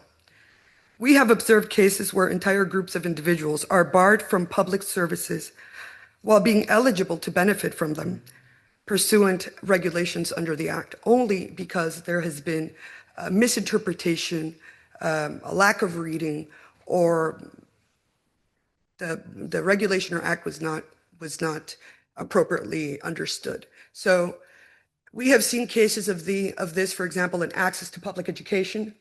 We continue to see it in healthcare here in this province. And many, if not most, the vast majority of the cases that come to us and have come to us throughout the years are individuals that, according to Act and regulation, are eligible to receive these public services. However, they are barred arbitrarily from being able to receive them. So I think that these things are very important to unlearn. We should not have, for example, intake officers interpreting a regulation and how to execute it. These things must be again, I'll go back to the directives of how to implement policies to give access to public services must come from units of regulatory and legislative affairs in the very departments where these acts and regulations correspond to. But we continuously see these situations going on across several important sectors of public services for newcomers and immigrants and people with different immigration statuses. It's ongoing, and the effect that it has on children, on families, on newcomers and immigrants that are taxpayers and that pay for these services through taxation, which is discounted, is sometimes incalculable, the effects that it has. So that is my answer to that question. Thank you. Dr. Richards? Thank you. What came to my mind when I got this question was my own unlearning. So although I had parents and grandparents who held on to certain African stories and beliefs, and I had that in my childhood, two provocative incidences that turned my world upside down was when my professor, my first Black scholar to ever have, Black woman, Dr. Njoki Wan, said to me, "I am wearing my European costume today."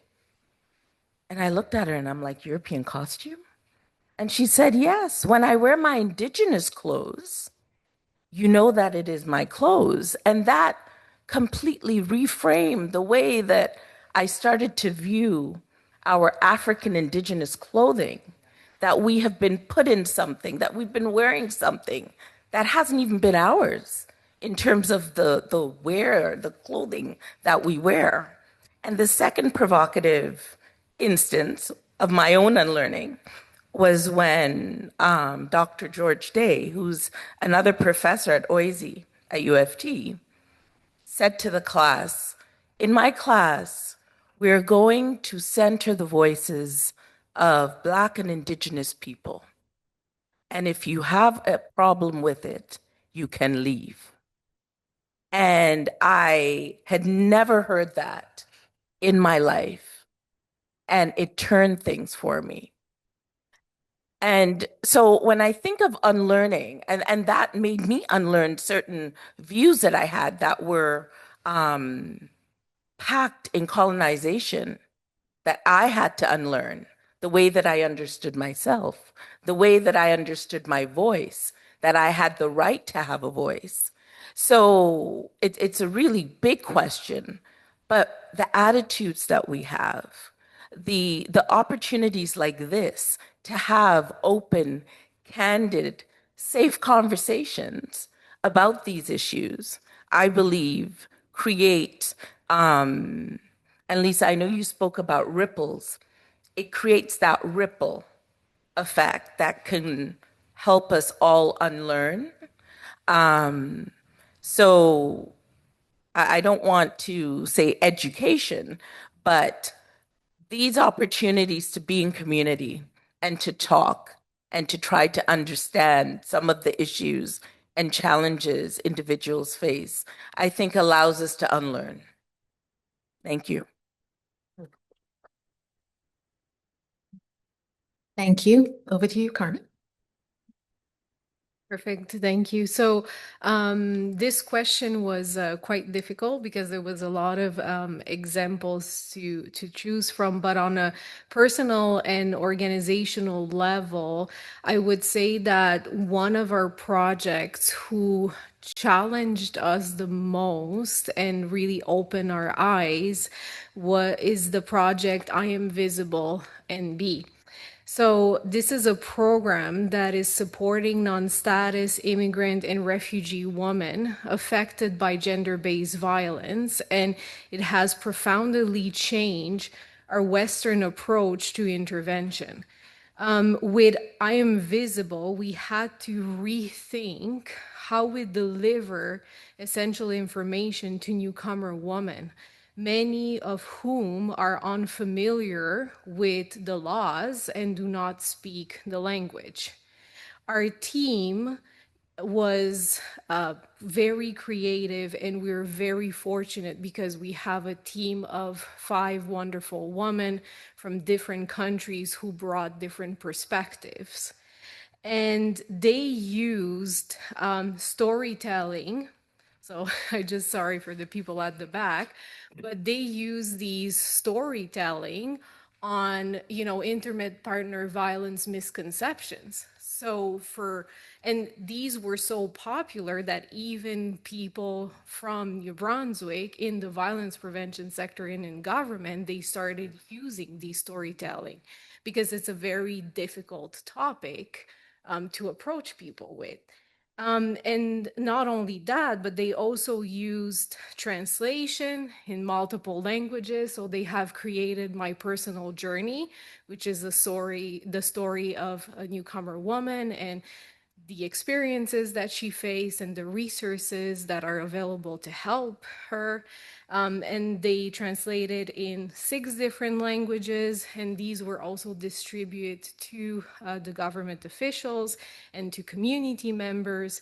And they also used art. So they also created paintings and different forms of art to raise that awareness in the community.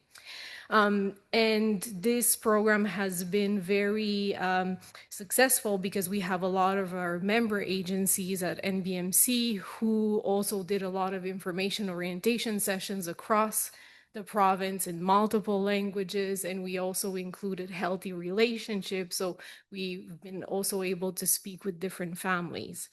And at the sector level and provincial level, why this program was so successful and provincially and nationally recognized is because it builds connection between the violence prevention sector in the government of New Brunswick and the settlement sector. So it built that bridge that we didn't have before necessarily as strong as it is today. And on the other hand, so the government of New Brunswick, the Women Equality, has helped us build a 101 tailored training to the settlement sector on gender-based violence. And on the opposite, we worked with Dr. Mohammed Balbait for the Muslim Research Center for Social Support in London, Ontario.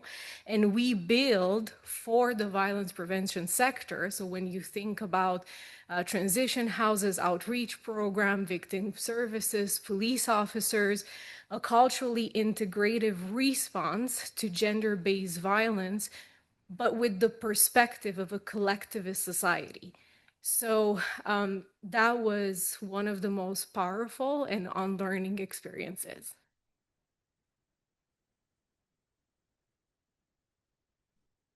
Over to you, Yusuf. Thank you.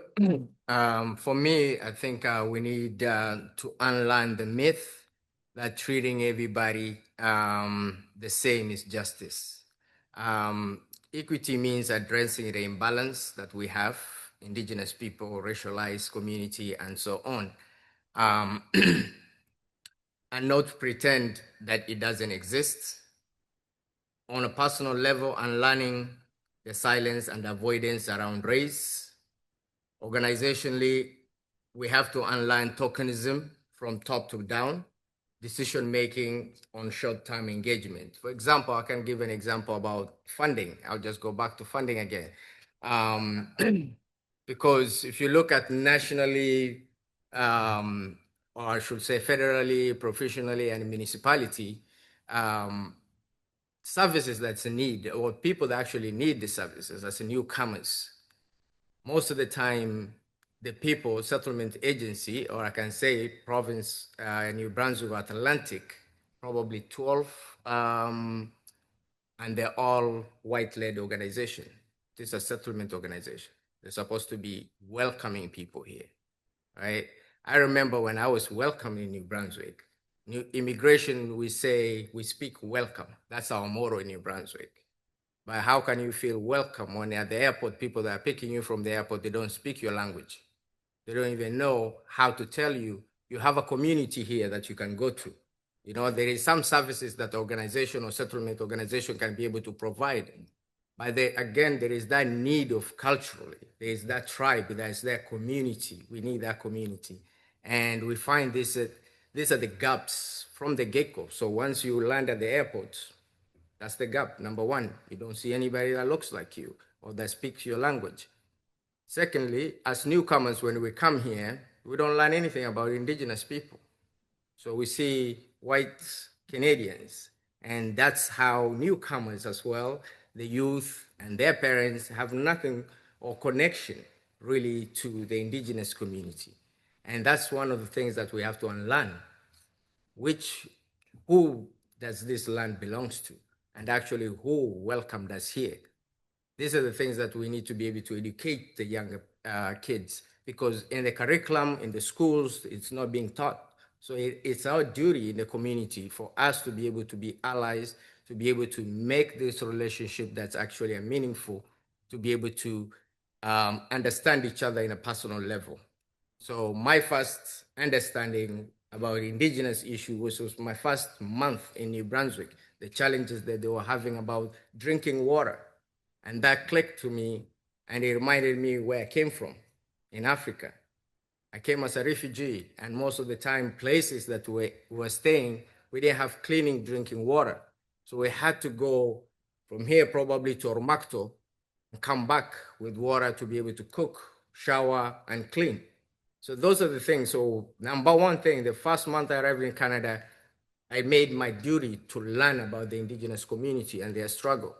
So even when the Commissioner of Anti-Racism was commissioned by the provincial government to be able to do the anti-racism report, and the 6 chiefs refused to be able to be included in that report, we as an organization, as a community, we had a town hall meeting to be able to understand, to reach out to them why they didn't want to be part of it. And after understanding, they needed an inquiry, not a report. And this is something they've been discussing about it before newcomers. So how are you going to be able to include or put them in the same box? Challenges, anti-racism, anti-Black racism and anti-Indigenous racism are two different things. We might face it, but it's totally different. So we have to address people's issue and challenges according to their community, according to their needs, not just to box all of us as one people. Again, as I said, justice is not about just us, we're all the same. We have to address the imbalance, the neo-colonialization that is still going on. We have to be able to address the challenges about race, gender. The other thing that's really big issue that we're facing as newcomers here is about housing and the health. I think they already touched about health, but the biggest challenge is housing. And I thought this is an issue that was in Alberta and now is trickling down to New Brunswick as well. And that is where we're trying to be able to rent, newcomers family trying to rent. And the other side of the phone, they will ask you how many members of your family. Okay, that's fine, because regulation of fire marshals and things like that, we understand it. But then when they start asking you which race you are from, becomes a difficulty conversation, because if you say I'm from Jamaica or I'm from Kenya, the phone being hanged up, right? So those are the things we need to address. And when we're bringing it up to the decision makers or to our officials, it's not an attack to anybody, because we're just vessels, we're just messengers that we need to be able to bring this attention. So I remember when a newcomer family lived in a infested mold house with the children, the mother was pregnant and kept going to hospital every night. Come to find out, when they report CBC News, when we called CBC News, connect them with the family, we were not there. I was asked for my opinion, I gave my opinion, but the family was ended up being pressured, right? CBC News, the reporter ended up losing a job, or she actually ended up being moved to Toronto because of that article. That report is still on CBC archive, but it has been changed because of the people that were mentioned in that report ended up pressuring CBC executive directors to be able to remove that report. So again, this accountability where newcomers cannot even speak about their challenges or what they're going through. And when we're speaking, we're being punished. I was suspended 2 weeks from my job after being on that CBC report. But again, to me, that's not important. Important is we have to be able to be comfortable and give people space to be actually speak the truth. And when they're speaking the truth, we shouldn't be able to punish them, or shouldn't be able to hold them accountable, or we shouldn't be looking at them with the sideways, right? We should be treating each other with equality, and we should be speaking the truth. The truth is what's going to set us free. But when we're trying to sugarcoat everything, this is the things that I find about New Brunswickers or the Canadians. We love one another and we like to dummy down things. It's not time to dummy down. We're in 2025, we have to speak the way it is. indigenous people, indigenous women have been missing. And there's this discussion going back and forth. The justice system needs to be able to be looked at, right? I don't see one justice system or one judge that is indigenous or one judge that's African or Black. So when our cases, when you look at people that are in the prison system, when you look at people that are in jails, the youth jails that are actually in Mirimichi, we have newcomers youth there. And the people that are working in those jails, they don't understand. I got phone calls from there. There was a Black youth that they needed to braid his dreadlocks. And they couldn't be able to find anybody in Mirimichi that can be able to braid his dreadlocks. So they had to cut his hair, right? So these are the things we need to be able to unlearn and to be able to have the hard conversation that we need to have to move on. Thank you. Yes. Thank you, Yusuf. You said almost everything I wanted to say. I have a long list because yes, a lot needs to be unlearned, but I'd go through a few things and I'd piggyback of what Yusuf just said. Silence culture. There's a huge silence culture, and this has to be unlearned. Silence protects oppression. It prevents, people, especially those being hurt, from seeing anything being done. The thoughts about Black communities, do not matter. We see certain things and I keep wondering what's going on. I use myself for an example. I was actually once in a meeting, like a professional meeting, just the three of us. The meeting lasted for over 30 minutes and I wasn't acknowledged once till the very end. And I'd walked up to my supervisor because he'd rubbed me the wrong way. And I wanted to be sure that, because this was a project I was actively working on. And I needed to be sure that my supervisor understood that, okay, I was present and I did my part, even though I wasn't called on once. I wasn't even acknowledged. No hello was said to me in this meeting. And my supervisor felt really bad. I got a hug and I'm really, really sorry. And I was waiting to see what's going to happen next. What's going to happen next? And he died there. Just died there. And it made me question so many things.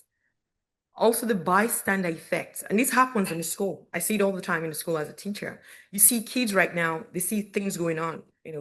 Child is being attacked, a racialized or marginalized kid is being, bullied, and they just look the other way. Because when the reports, they're being told, oh, are you tattletailing, or, you're a tattletale.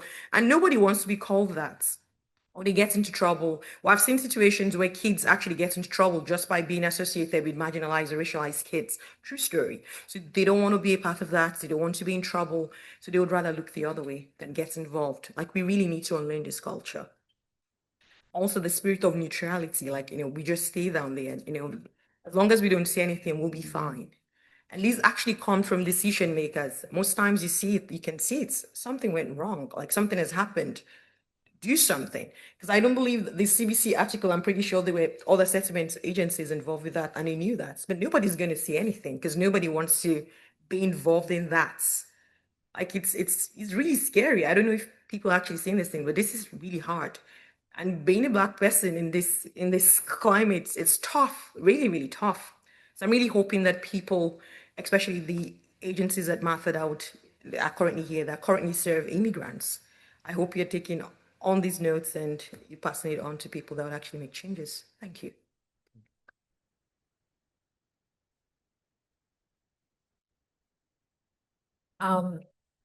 There's so much to take in, and we have a few more questions, but we also have run out of time. And we want to be able to hold space for questions from the audience and questions from the virtual floor, I guess.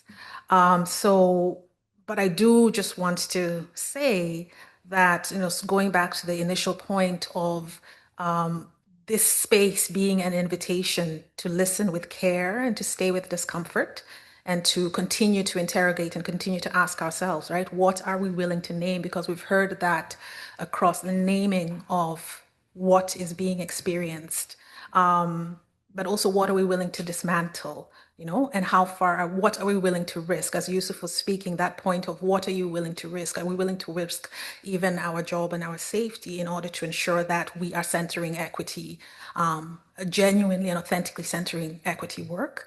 And then that's a question we can all sit with, because I think oftentimes in the work that we're doing in terms of even the notion of allyship, we often talk in different spaces about we love allyships, but we love co-conspirators even more. We want the people who are in the trenches with us, you know, not just wearing the buttons after we have come out of the trenches, right? And I think this conversations must continue in organizational spaces. There's so much also space for just that individual reflexivity and reflection as well. And I really appreciate the many points that talked about that unlearning process as starting with ourselves. So what is it we as individuals need to unlearn before we even go into community, before we even go into institutional spaces? So with this, I will give space, hopefully, if there's any particular passionate point, because the panelists did get a lot of questions, if there is any particular point that you would really like to ensure that is shared before we transition to questions, I'll open the floor for this. If not, we'll open the floor to questions from the room, and we invite you to go to the microphone in the middle of the space. Please introduce yourself and let the folks know if you have a question for a specific panelist, please just identify them, or just also let us know if it's just a broad question. And to our folks who are virtual, please just type your question in the chat and Emma will let us know what it is.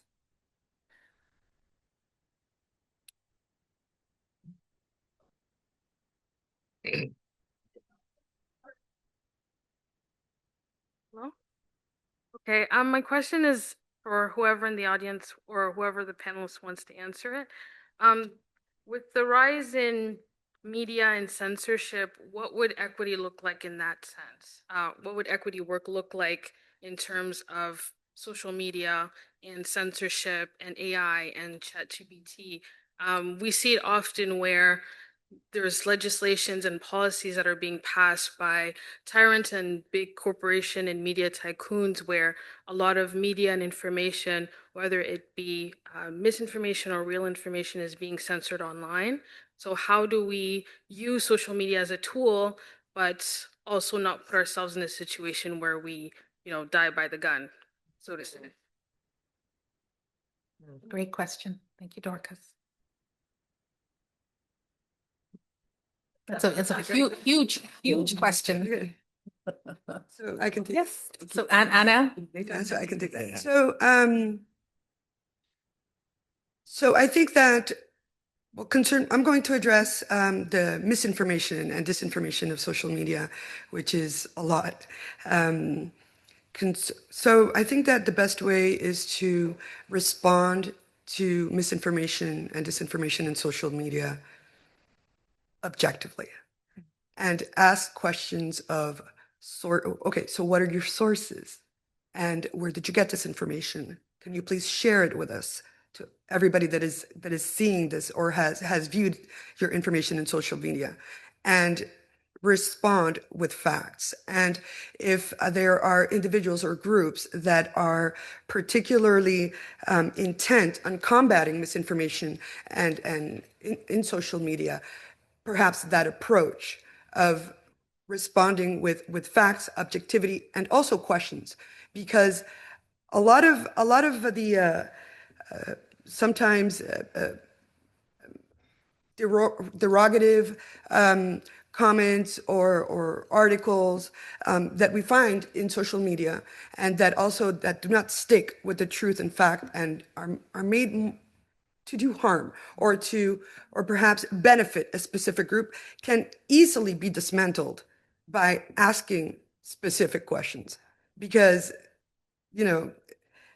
lies tend to lies and statements that are weak in basis usually come tumbling down with the right questions. So I think that is something that we can everybody that's interested in actively dismantling these efforts can start doing, and with good research and good questions out there. It's something that we can help with social justice and equity in social media.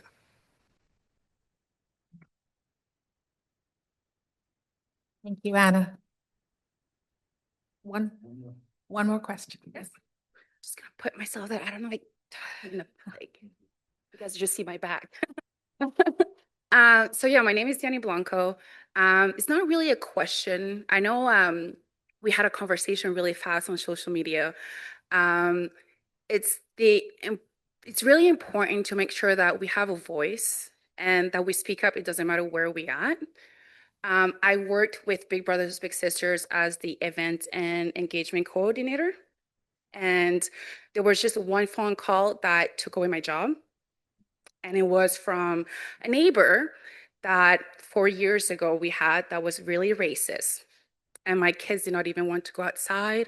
They didn't want to play. And I'm going to get emotional because I'm talking about my kids. And we called the RCMP. They said, just let it go. Just, just ignore them.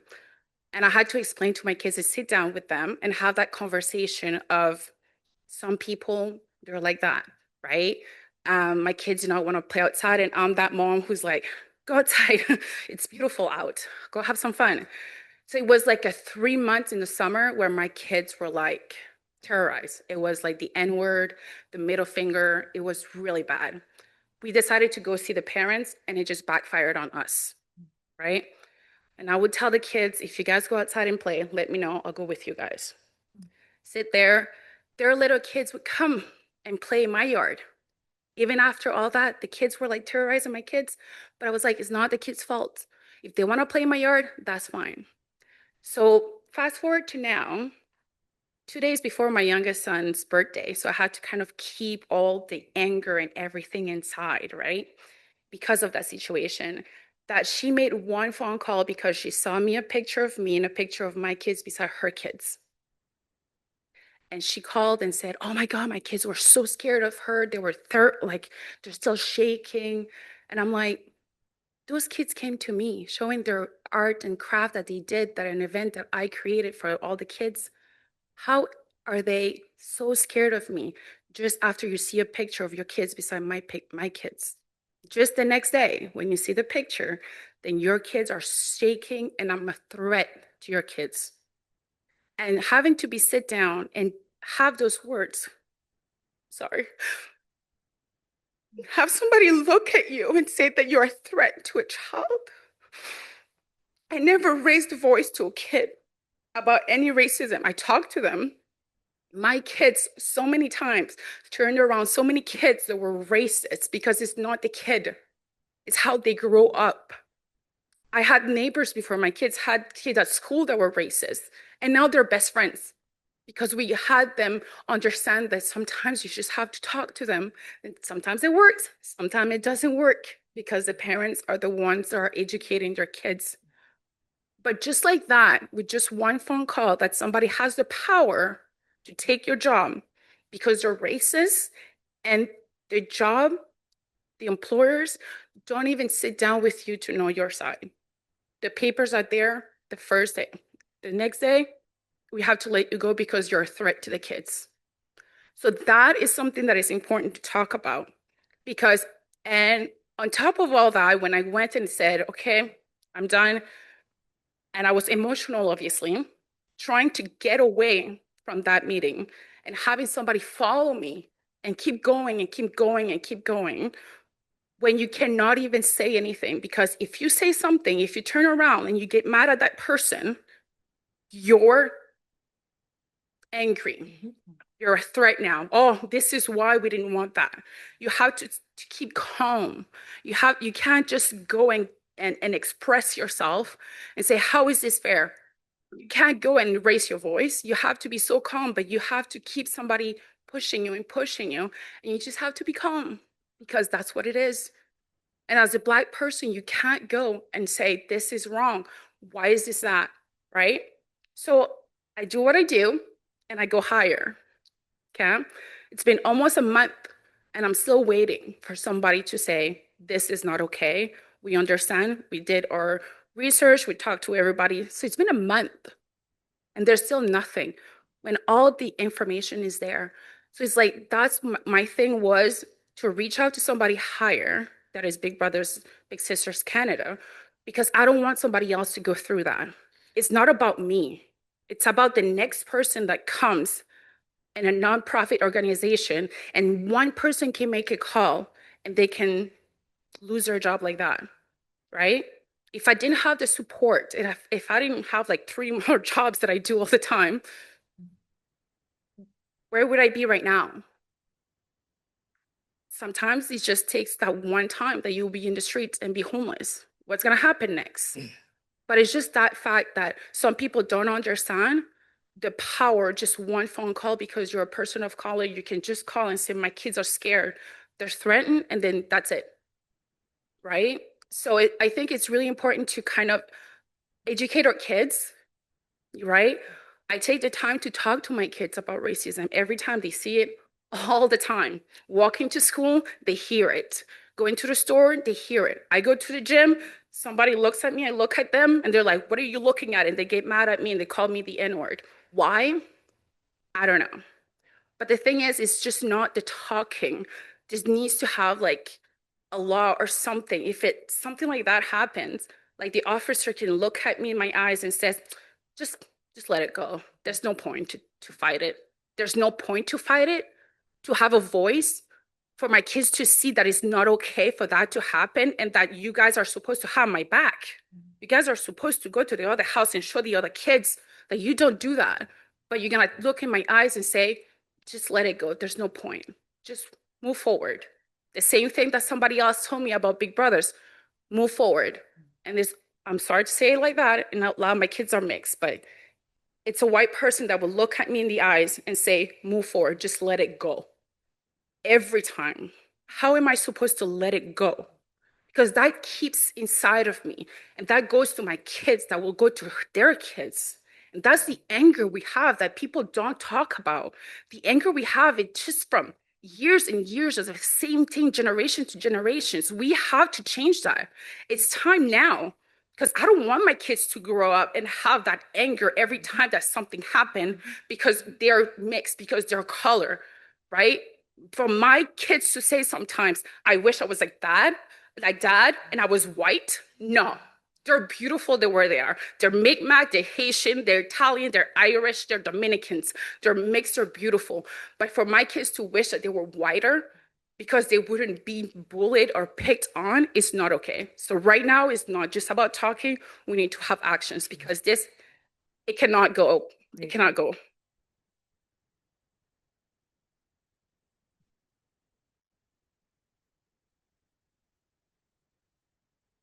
Thank you so much for sharing your story, and I am very sorry that you've had to experience that. And this is coming from one Black mother, one African mother to another who has experienced similar things. I just wanted to touch base on a few things quickly. Since the inception of colonization, the colonial project, and enslavement, white fragility has been used to weaponize Black women. And this is a practice that has been done over centuries. Within the community we are in now, that question about unlearning, there's a lot that people need to unlearn. And I believe it is through a campaign, a rigorous campaign that goes through the community, through the schools, parents, children, teachers, nurses, doctors, that we will be able to sort of shift this behavior, because it isn't okay. And for some of us, it could lead to unemployment or physical violence. So again, I am sorry that you've had to experience that. And I understand and empathize with the pain that you have here.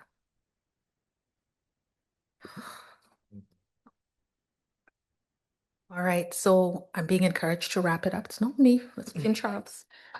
It's Charles' fault. No virtual questions? No. There are no virtual questions. Wonderful. I want to say, can I just say one thing too in response to, Yes. sorry.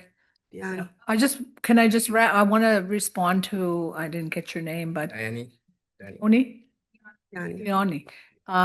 congratulations for coming here and sharing your story. It really, it's a struggle of many. And I think, you know, generation after generation, you're right. It's like, you know, I think we've come a way, but we still got a long way to go. And I think, you know, your story is an example of how far we still have to go. And stay strong in it.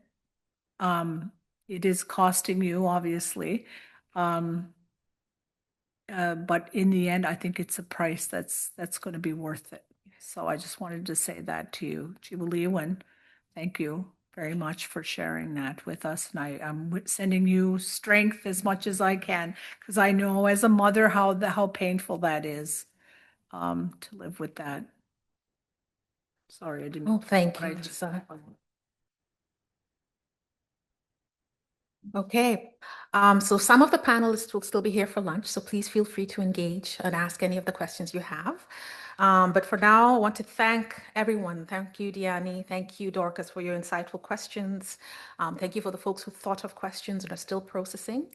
And thank you very much to the panelists for their candid and truthful answers. As we wrap this up, we want to acknowledge the importance of continuing this work beyond today's session. We want to acknowledge the work that still has to be done within community, but we also want to recognize the incredible work that is being carried within community. And, you know, change requires our ongoing commitment. It requires courage and it requires collective action, which is a theme that has come up quite a lot in these conversations today. So on behalf of everybody here, thank you very much for being part of this really important conversation and dialogue, and let's keep moving forward together.